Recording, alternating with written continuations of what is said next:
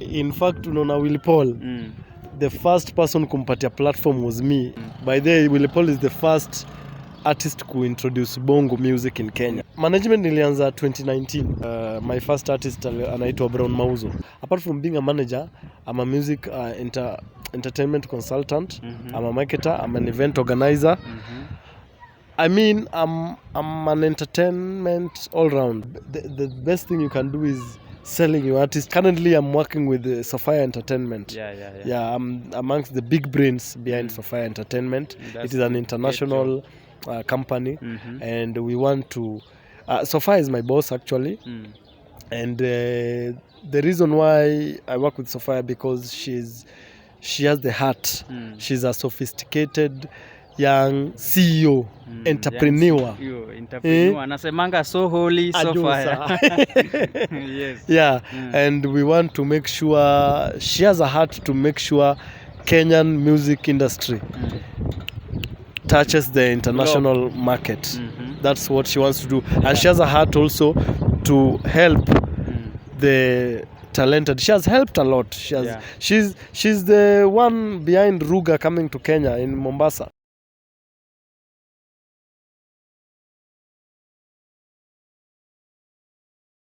Yes, hello my beautiful people, hope you are doing good. This is your guy Don Jeffrey, na kama kawaida tunasemanga, you know my story, let me know your story, and from that story you get to learn and you get to be empowered, you get to be inspired. Na leo tuko na anajiita King Canon, the one and only.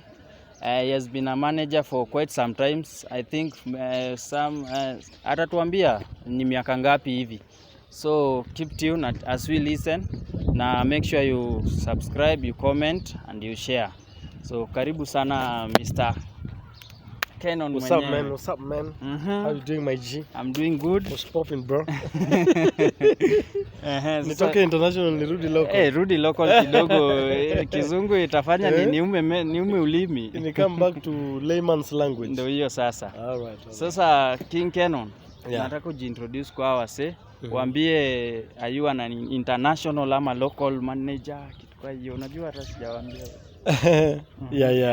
Venye mnajua, this your boy King Canon, the one and only. Yes. Ukisikia mwingine report to the nearest police station. In fact sasa tunabadilisha police station ni ndogo. FBI ama DCI ndio hiyo. Yeah, that's what it is. Kupanda, so Canon, kwa hii channel tuna discuss how about vile uligrow ukakuja ukafikia level ya kukua manager, yani hiyo path ulipitia ndio ukafikia hapo, so that your story can empower somebody here.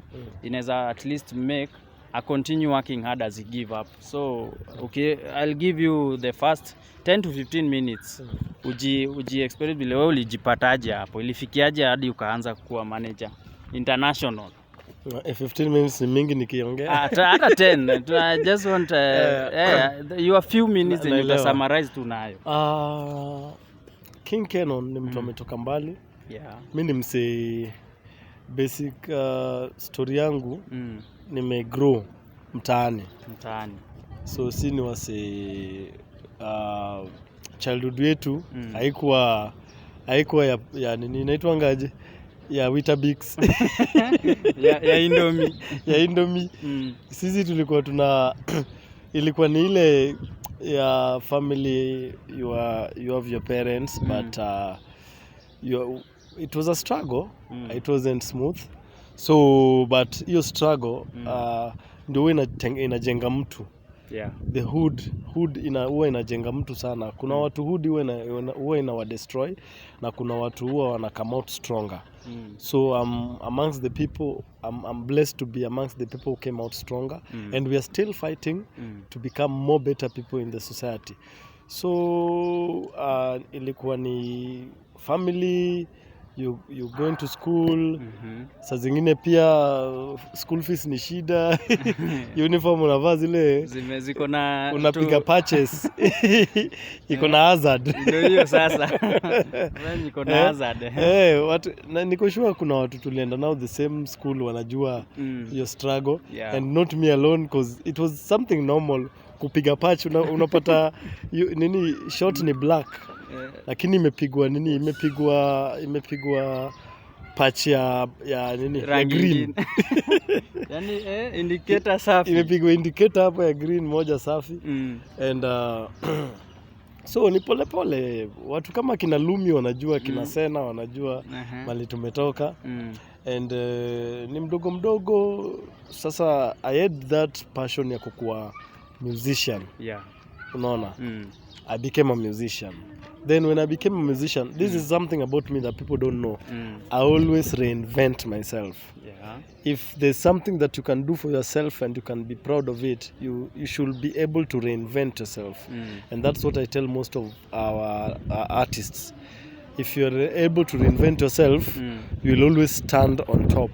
Because unapata, I became an artist. After becoming an artist, I've been an actor. Nimeact. Nimeact mpaka kwa Makutano Junction, bro. Hadi huko. Apart from Makutano Junction? Apart from Makutano Junction, nimefanya hizi mi sikufanya theater hizo za theater za Nairobi Cinema sio wapi. Hizo sikufanya. Sikuwa nafanya hizo za drama, but I used to be a good drama festival, hizo drama festival back in school. So I had passion ya kuact. So nikaingia pia kwa acting, nilikuwa na act. Apart from that, nikapata passion nyingine ya kukuwa MC. I was an MC too. In fact, unaona Willy, the first person kumpatia platform was me. Tukifanya there was an entertainment, ilikuwa inaitwa Mwafaka Awards back in the days. The CEO is called Didiero and they know. And that time Willy alikuwa ana mix ngoma za bongo. By the way, Willy is the first artist to introduce bongo music in Kenya. You understand? And he owned it. So alikuwa anaimba, anachukua nini secular hizo za bongo, anabadilisha hizo za Alikiba, hizo Madays, hizo za Cinderella and all that. And it was amazing because I gave him a platform against all odds, and people didn't want him on the stage because they were like, this is secular, anafanya kitu yenye watu wafanyi. So against all odds I gave him the platform, but that's story for another day. And then after becoming an MC, I can reinvent myself. Tukiwa na Lumi. Producer mnoma sana. A great musical producer for that matter. So tukaanza kukama up na music production. We started doing music production without stepping into any single music school. You understand? Because hiyo ndo time sasa knowledge ya nini likuja. Unajua kitambo tulikuwa tunatumia Facebook. Kitu inaitwa YouTube ikakuja Kenya sasa. Ikafika Kenya. Sasa tukaanza learn stuff from YouTube. We were very young by the way. Tulikuwa teenagers. We were young and we were trying things. Hata tukienda shule, we had that passion ya entertainment, kubadilisha entertainment industry hapa Kenya. So we started learning stuff from YouTube, tunaona vitu, then we downloaded softwares, and then we had a very small computer, desktops. Zilikuwa zinaitwaje? Hii CPU sijui, nimesahau. So Pentium 2, if somebody can know Pentium 2, hizo ma computers zilikuwa, it was very slow as hell bana. Lakini ni kupambana nayo. So we was installing software zenye ziko powerful hapo ndani. Tunafanya music production. Tunangangana, tuko na speaker zile za nini? Zinaitwa Kenwood. You know Kenwood speakers? Zile speakers zingine za kitambo sana zilikuwa zinaekwa kwa matatu.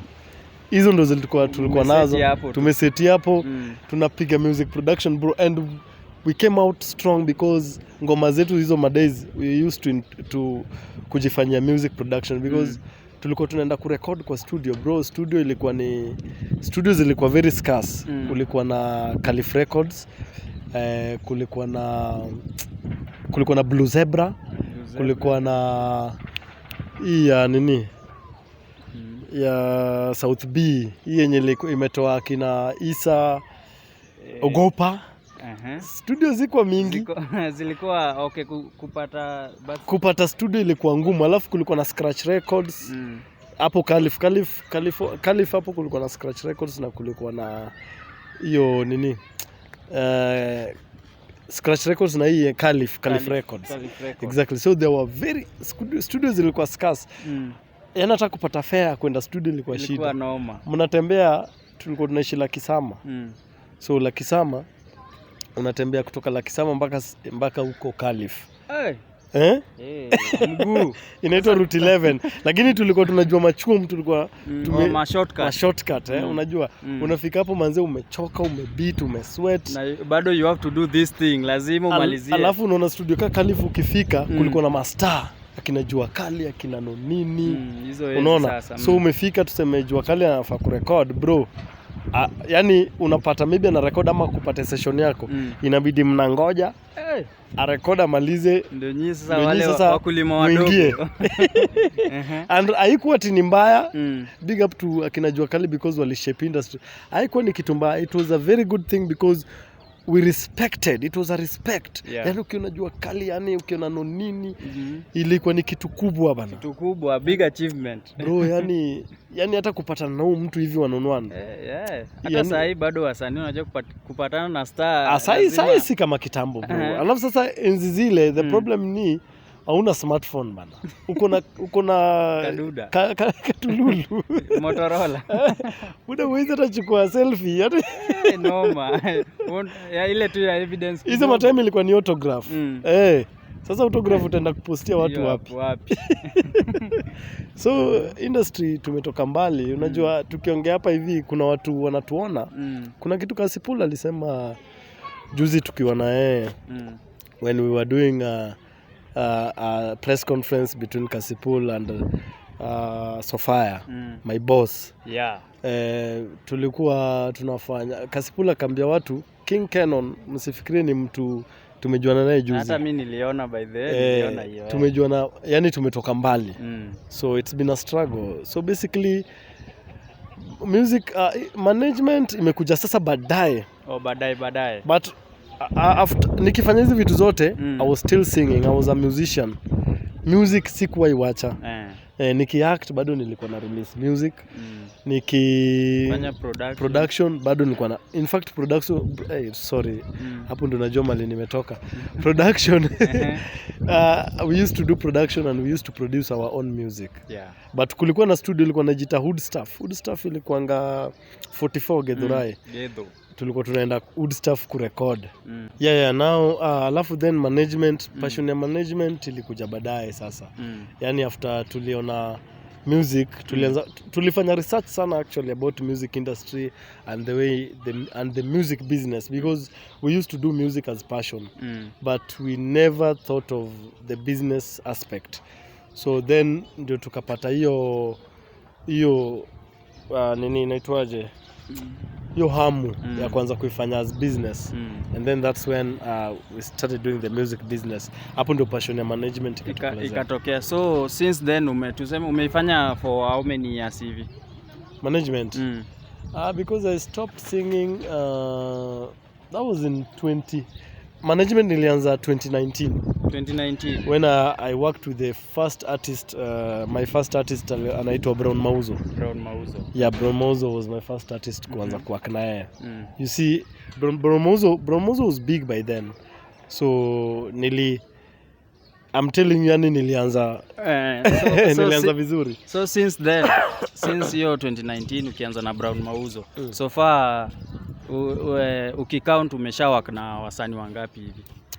Nimewaka na wasanii wengi. Okay, this is the thing. Kuna wasanii nimesign wenye we have a contract like I'm their full time managers. Na kuna wasanii they come to me for advice. They come to me for ideas. Kuna wenye wana come to me because they need marketing. Also apart from being a manager, I'm a music entertainment consultant. I'm a marketer, I'm an event organizer. I mean I'm an entertainment all round. My work revolves around the entertainment industry. So if you need anything about entertainment, hata leo ukitaka Rihanna kuja perform kwa show yako, just call me, I'm your guy. As long as you have the money. As long as business concern. Business concern. I'll get you Rihanna to your show. So, first question, niko na few question nataka nikuulize tu tukimalizia si ndio? Yeah. The first one, since handle na wasanii si ndio? How do you handle a situation where an artist is not meeting a contractual obligation? Or if an artist aja meet the agreement, contract. Sasa unajua hiyo sasa inakuwa ni, first of all we can have a mediation. We can sit down and see unajua kwa contract kuna kuanga na kitu inaitwa review.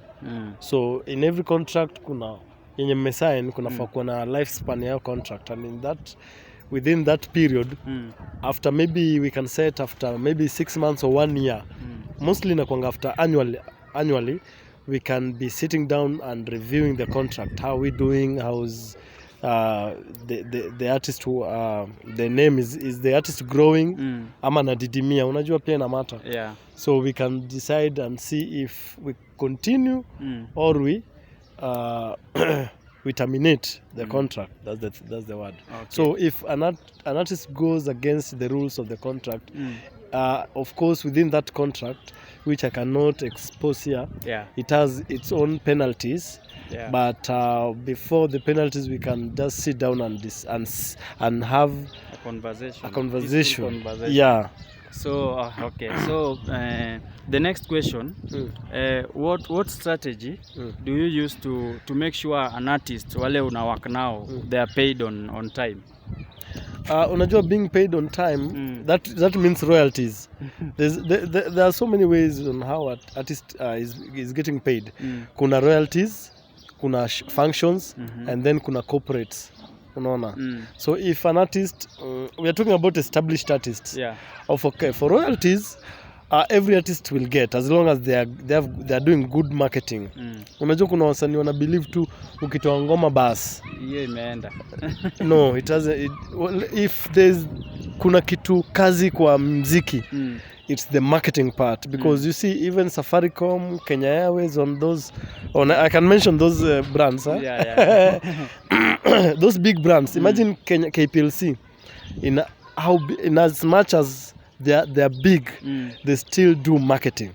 Safaricom ukiingia Citizen ama wapi utaona bado wanafanya marketing hadi online. Kenya Airways, they still do marketing, and those are very big brands.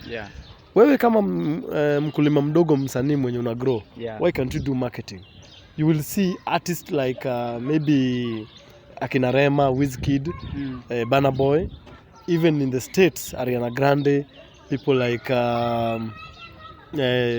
we have Jay-Z, we have Rihanna, we have Beyonce. They still do marketing. Unaona? You will see their songs being marketed on those online platforms. So if I go back to my point, there are royalties. Royalties, every artist will get it. Then there are those functional payments. Ukienda kuperform. So it depends with the agreement between you and the host for the event. Hapo bado msanii will get paid.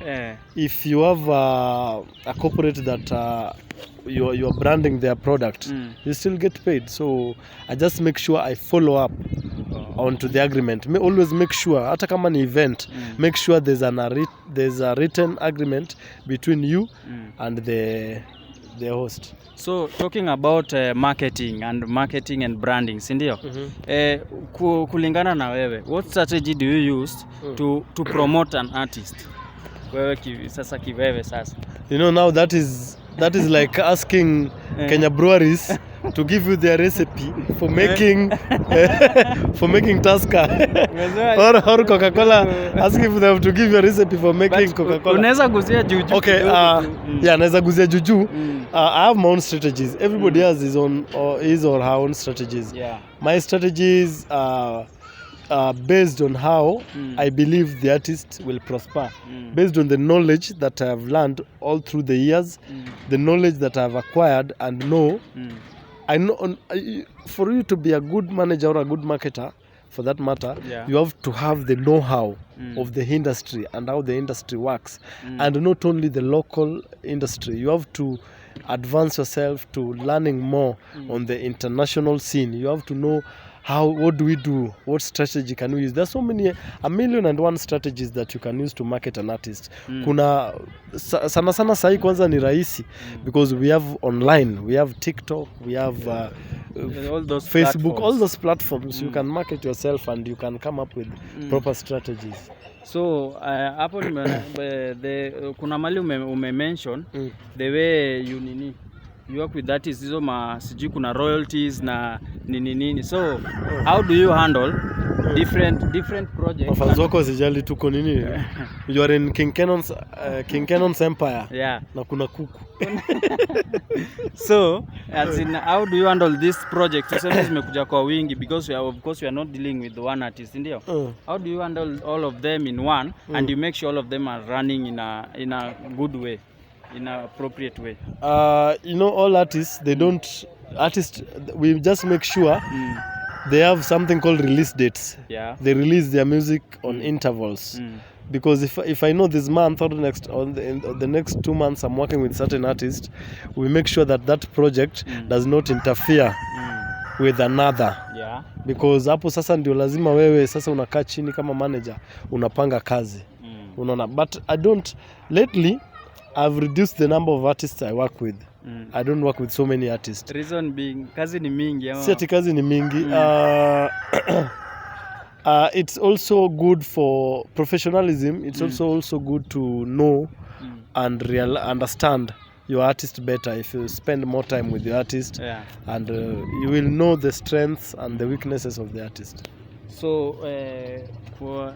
being a manager, when unapelekwanga pale, you do business talks, unapiga conversations and biashara sasa.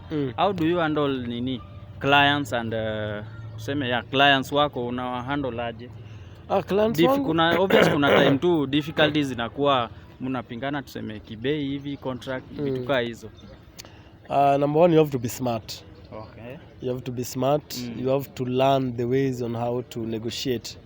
When you go to the negotiating table, you have to know how to express yourself, how to communicate, communication skills.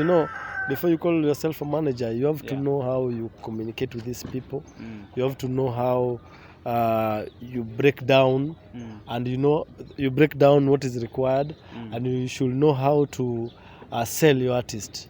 The best thing you can do is selling your artist, and another thing also, you have to show them what they're going to gain, because they will want to know if you work with a certain artist, how are we going to gain? That is the number one questions those people want to know. So you have to give them the value for their money. Yeah. So kwa hii jani pia kuna kwanga na wale watu wa criticism. Anaweza kuwa colleague wako ama even a client. Yeah. Watu kama hao sasa how do you handle them? Criticism is good. You just have to be someone who is not quick to anger. You have to be very reasonable. You have to be understanding, and criticism is what build people, because in those critics, with those critics, you will read and take whatever you need, whatever positive you need, because if you look keenly within those criticism, you will understand how they will tell you some things. They say if you're in the frame, you cannot see the picture. Yeah. So they will see something that you don't see, but don't let them get to your head. You have to understand your brand and your artist, and this is how you work. Yeah. But also you can read them and know where to balance and what to take in and what to reject. So at the end of the day, we need critics. Okay. Yeah. That's what keeps someone going, sindio? Exactly. Hata wewe show yako kuna critics. Obvious wako kabisa lazima. Yeah. So being that umeniambia, apart from being a manager, you also do all stuff considering entertainment, sindio? Yeah. So describe your experience in touring and events. Kama event management, touring experience yako ni gani hapo unaweza? My experience has been good. I've worked with lots of artists, both local and international. I've organized events. Yeah. If I say international, I've worked with Diamond Platinums. I've been blessed to be amongst. By the saying Diamond Platinums, unaweza tutajia tu wale wenye umewako now at least. I've worked and I still work with Director Ivan, the director behind videos Wasafi. Wasafi, yeah. And not only Wasafi, because he also works with other artists around the globe. Yeah. He's a very good friend of mine and a good business partner. Yeah. I've worked with Harmonize. I've worked with Nasty C. I've been part of his organizing team when he came to Kenya. Yeah. From South Africa, that is. I've worked with. We've worked with Alikiba. Alikiba. So there's so many brands. There's so many brands you've worked with. That I can say, not managing them per se, but being part of the organizing team and decision making when they are in certain projects. Yeah. Exactly. And then for management, I've managed Bruno Ozo, as I said. Yeah. I've managed Saru. I brought Saru in the game actually. I was his first manager. There's a lady I worked with known as Shadiva. Yeah. Okay, so our two. And I managed Willy Paul. I've worked with Naiboy. He's a brother actually, and it's a good thing people are demanding for him to come back. Yeah. I was Naiboy. I was part of his organizing team also. Yeah. So like our two. I've worked with Shanaria Evans also. Our two wote. Do you still work with them, mama? You only sasa hii ni maybe wakikutaja tu kwa some part of the business. No.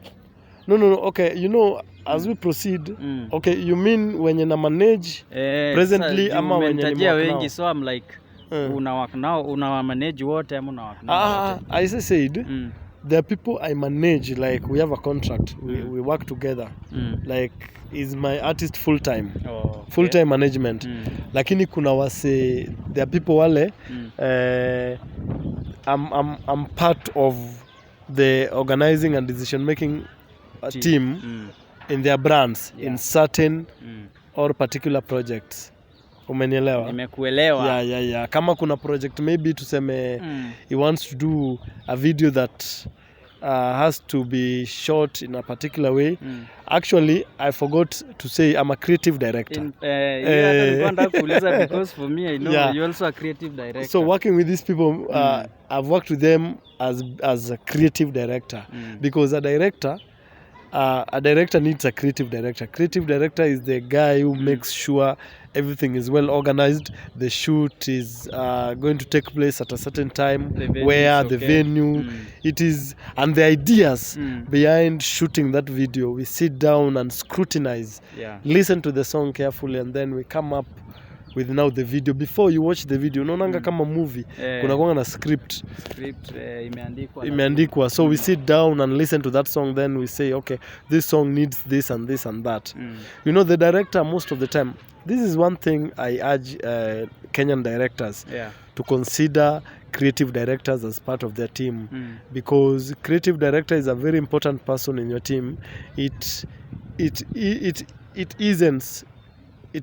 gives you easy job when you're shooting, because as a director you should not be running up and down doing that, and then the director is usually overwhelmed with ideas.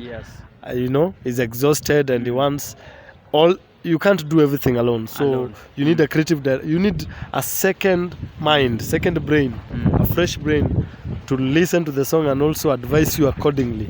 So lastly, the last question, then tufunge show we vile, okay, si obvious umesha kutana na managers wengine and muka work together, maybe you upset, mumekaa chini mkaongea kidogo and stuff.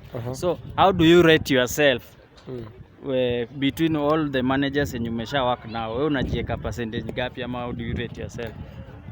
I always say this and I will tell you this and you can take it to the bank. I appreciate every manager out there. They're doing a great job, because we are pushing. We want to see, it's not a competition. The competition we have is Kenya versus the world. We want Kenya to be number one on the globe. But I'm the best. You are the best. I'm the best. King Kenon. Lazima. This is King. You know why I'm called King, bro? King, bro. The one and only. The one and only. Because of what I do, people believe in me. People believe in what I do, and also I believe in me. I believe in what I do.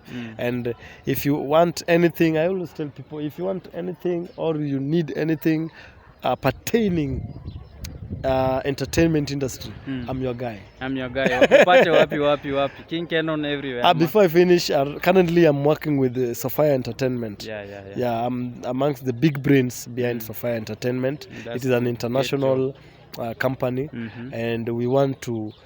Sophia is my boss actually, and the reason why I work with Sophia because she has the heart.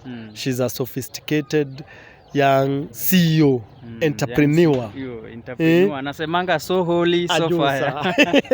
Yes. Yeah, and we want to make sure she has a heart to make sure Kenyan music industry touches the international market. That's what she wants to do, and she has a heart also to help the talented. She has helped a lot. She's the one behind Ruga coming to Kenya in Mombasa. We did a very big event. She organized the event in Mombasa when Ruga came to. You remember? Yeah, I remember. Yeah, we did. Then we also did Grand Luo Festival season 1. That one. She's also part of it. Okay, not part. She's the CEO of that. That's the thing. So, now, currently we work with Sophia, we work with Kasipul, Kimbi. We're a big team, we're a big family. We have DJ Cartwright, we have Cartoon 47, we have Waridi, we have JB. We have so many people in that team. We have Maureen. It's quite a big team. Yeah. Big. We have Roy. Roy is also one of the managers. She's is managing Felana. You know Felana? Felana is one of the best artists, fast rising. She has a collab with Calligraph. We also have Vaga Genius. He's also a manager to Elvis Kadori, and we are the former manager Simple Boy. So tunazidi kupanda. And you are going for big up to Team Sophia, the King Kenon being one of them. Yeah. So tukifunga show, I like uongee na you advise, you give an advice according to you, uongee na vijana pale nje and the people watching, at least you give them a piece of advice and you have to take home. A piece of advice that I can give the young men and women out there is never give up on your dreams. The journey might seem so hard and it might look tiring, but never give up. Never give up, because my testimony actually, where I've come from and whatever I've gone through and still rising, still standing is amazing. This is just a drop in the ocean of what I've been and what I can do. So let's continue, don't give up. The little you do, keep on doing that, and itajipa us very soon. Yeah man, that's what it is. This is the boy King Kenon, the one and only. Report to the nearest police station.